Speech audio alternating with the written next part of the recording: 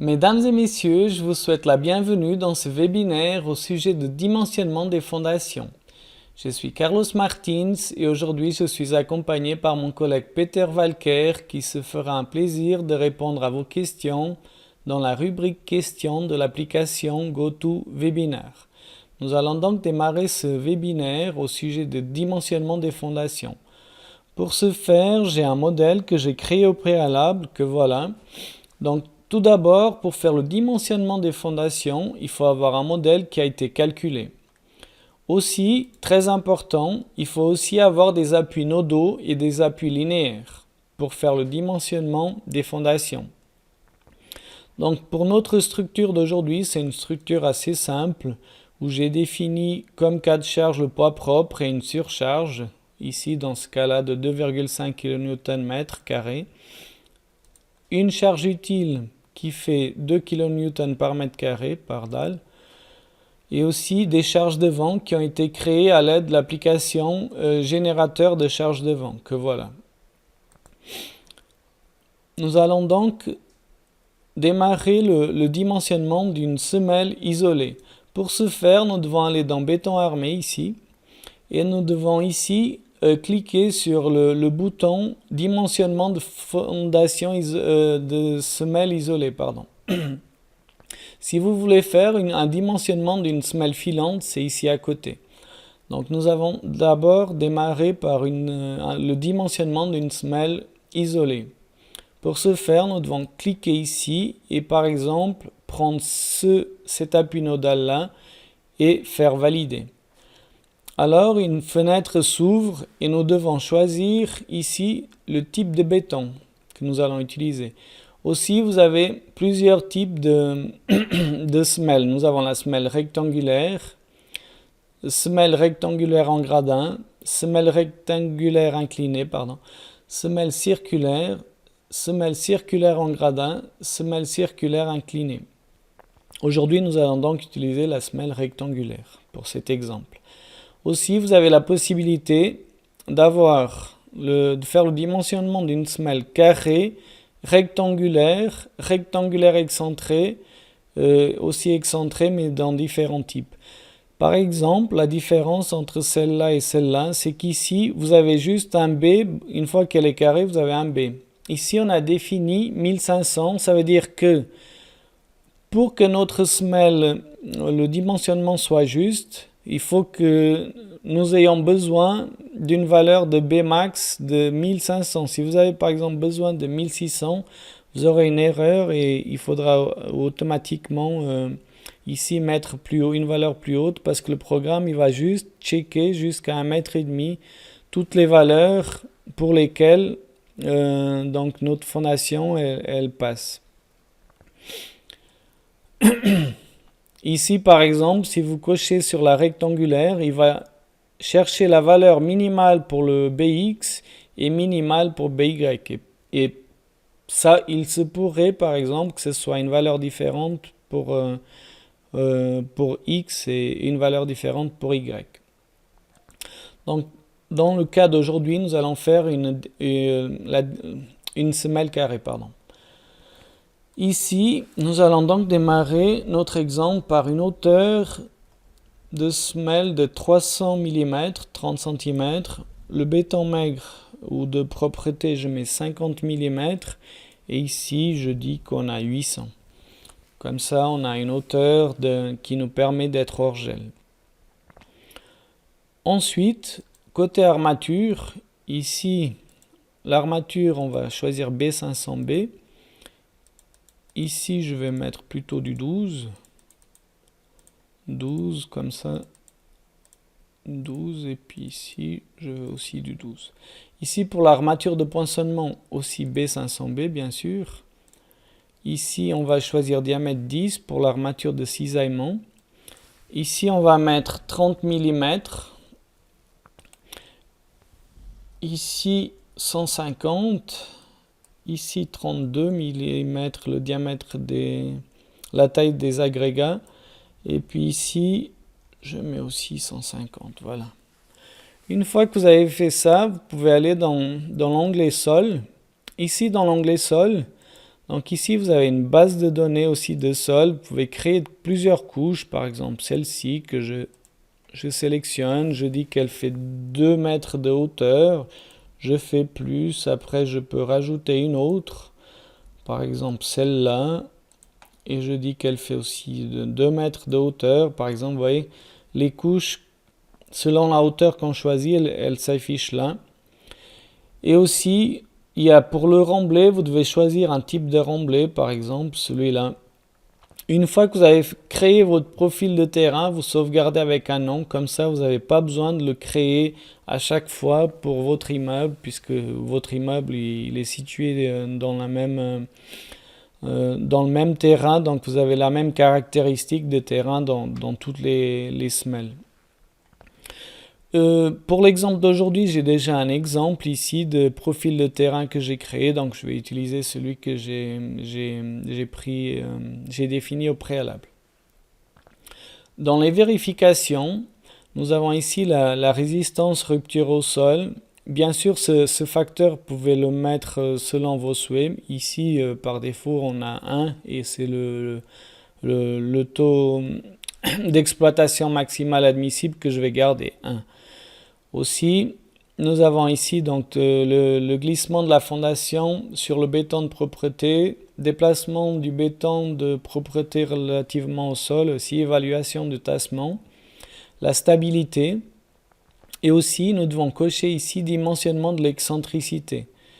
Ici, pour le type de limite d'excentricité, je vais choisir la quadratique, celle-là, et ensuite tous les paramètres ont été définis, nous pouvons faire valider. Ici, qu'est-ce qui se passe? Tout d'abord, nous voyons qu'ici, au poinçonnement, donc on n'a pas assez de hauteur de béton. Donc ici, notre fondation ne remplit pas les critères. Alors pour ce faire, nous devons aller ici et ici, pardon. Là, je vais mettre par exemple une hauteur de 35 qui devrait être suffisante, que voilà. Ici, comme vous voyez, maintenant on a un facteur de 0,97, ce qui est très bien. Ensuite, vous avez la possibilité de voir, je vais peut-être appuyer là, comme ça, on a notre semelle isolée en 3D. Avec les efforts, la dimension, vous voyez, optimisée, c'est 1,12 m. Et ici, on a la hauteur de 35, comme vous pouvez voir ici. Aussi, ici, dans paramètres, vous pouvez définir et dire que d'afficher les couches de sol avec leur épaisseur réelle. Si vous cochez ça, donc ici, comme vous pouvez voir, nous avons les couches de sol avec leur épaisseur réelle qu'on a définie dans notre profil de terrain. Mais ici, pour avoir une meilleure visibilité et pour que je puisse vous montrer les choses, je vais cocher, de nouveau enlever la coche et puis valider. Comme ça, on a notre vue 3D qui est un petit peu plus optimisée pour que vous puissiez voir les valeurs, etc. Donc là, on a fait cela. Ensuite, très important, vous pouvez aussi vérifier tous les calculs de dimensionnement ici. Donc là, en cliquant dessus, nous avons ici un rapport qui va nous donner le dimensionnement des fondations isolées, toutes les vérifications qui ont été faites, comme la géométrie, etc. Donc moi, je vais juste passer brièvement sur la plupart d'entre elles. Voilà. Ici, qu'est-ce que je voulais vous montrer? Peut-être ici, vous voyez la vérification de l'excentricité avec les cas de charge et puis les vérifications. Ici, nous avons calcul au glissement, par exemple. Qu'est-ce que je voulais encore vous montrer? Je voulais vous montrer peut-être le dimensionnement de l'armature. Voilà. Ici, on a l'armature de traction en direction Y. Et ici, plus bas, évaluation du tassement, par exemple. Et voilà. Donc, comme vous pouvez voir, ici, vous avez un un rapport qui vous montre vraiment toutes les vérifications qui ont été faites. Aussi, si vous décochez ici, par exemple, c'est exactement le même rapport, sauf qu'ici, vous voyez, on a juste la formule et la valeur. Tandis que si vous cochez, voilà de nouveau, là on a la formule, et puis après on remplace chaque lettre de la formule par une valeur, et puis après on a le résultat. Donc ça c'est plus développé, quoi. Ensuite, vous avez la possibilité, voilà, d'imprimer votre rapport et vous avez le dimensionnement de votre fondation qui est fait avec toutes les vérifications. Voilà pour notre dimensionnement de fondation carrée. Maintenant, je vais vous montrer le dimensionnement d'une fondation à semelle filante. Pour cela, j'appuie sur l'onglet là et ici, nous devons sélectionner donc notre appui linéaire que nous voulons étudier. Là, de nouveau, nous devons choisir le béton que nous avons. Ici, de nouveau, je dis que j'ai 50 mm de béton maigre. Ici, on va partir à 350. Voilà. Ensuite, ici, voilà, c'est la même chose. Ici, je dis que le Bmax, il est 2 mètres. Donc, il va me trouver une fondation, je l'espère, qui passe en dessous des 2 mètres.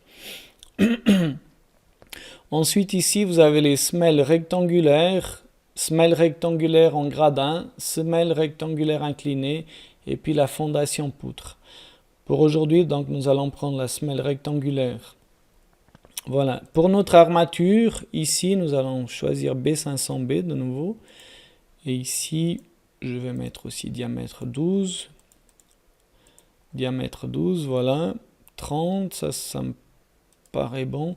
Ici de nouveau comme avant, donc vous avez votre profil de terrain que vous pouvez créer, mais comme on est toujours dans le même bâtiment, donc moi j'ai déjà mon profil de terrain créé pour ce bâtiment.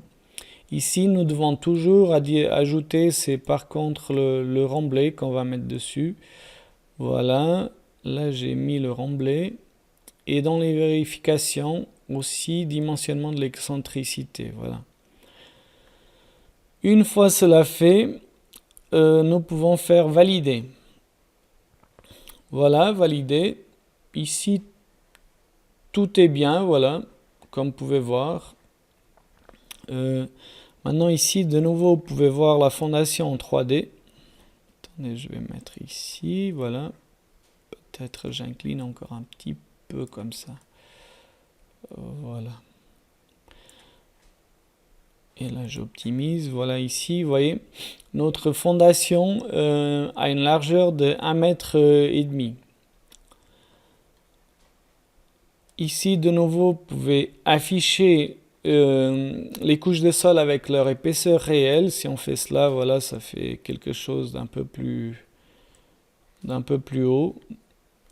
Mais nous, on veut que ça reste ainsi, comme ça on peut voir mieux les choses. De nouveau ici vous avez votre rapport. Voilà, c'est exactement comme pour les semelles rectangulaires, vous avez toutes les vérifications, etc.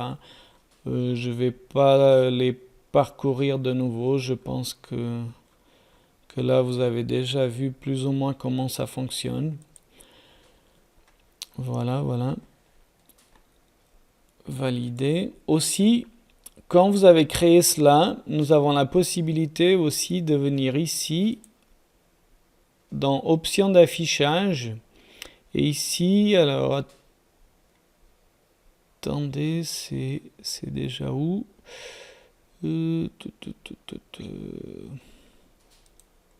Voilà, afficher les fondations, cotation et cotation détaillée. Comme ça, vous avez les cotations détaillées exactement. En faisant valider, vous voyez, ici, je vais peut-être optimiser. Ou sinon, je vais ici faire un petit zoom. Voilà. Ici, vous voyez, nous avons nos semelles qui, pour avoir une vue, et par exemple, si nous avions ici juste pour vous montrer à titre d'exemple, là en cliquant 2 fois, vous rappelez qu'avant j'ai dû augmenter l'épaisseur parce que ça jouait pas, mais ici, si je mets 300 par exemple, là ça vérifie pas. Et dans le contrôle visuel, vous voyez ici, elle apparaît en rouge, ça veut dire que le dimensionnement de ma fondation, il ne vérifie pas tous les critères, donc il est en rouge. Vous voyez, celle-là, ça vérifie, donc il n'est pas en rouge. Ici, pour la remettre comme avant, je clique 2 fois dessus. Il y a de nouveau la fenêtre qui s'ouvre. Et là, vous vous rappelez, ici, je mets de nouveau 350. Voilà. Là, il y a tout qui vérifie. Et voilà. Aussi, vous pouvez automatiquement définir si vous, au lieu de faire tous les critères, par exemple, ici vous faites valider pour l'autre semelle et ici vous faites prendre. Il va vous prendre exactement toutes les caractéristiques que vous avez, etc. Les vérifications comme vous avez dans l'autre. Sauf que il va vous optimiser votre semelle. Vous voyez, celle-ci, elle a 1m12, celle-là, elle a 1m10. Ainsi, vous voyez, c'est beaucoup plus simple à faire le dimensionnement de toutes les autres. Vous n'avez pas le besoin d'à chaque fois introduire, etc., les valeurs. Donc, par exemple, pour celle-là, de nouveau, on peut faire la même chose. Alors, attendez, voilà. Je sélectionne. Ici, on fait de nouveau prendre. On va prendre ça. On fait valider. Et par hasard, celle-là, elle a exactement la même dimension que celle-là, puisque notre structure, elle est isométrique, donc ce qui est normal. Voilà. Pour ce qui est du dimensionnement, on a fait le tour. J'espère que vous avez aimé donc cet exemple d'aujourd'hui, ce webinaire au sujet du dimensionnement des fondations. Donc maintenant, je vais de nouveau ici cliquer, voilà.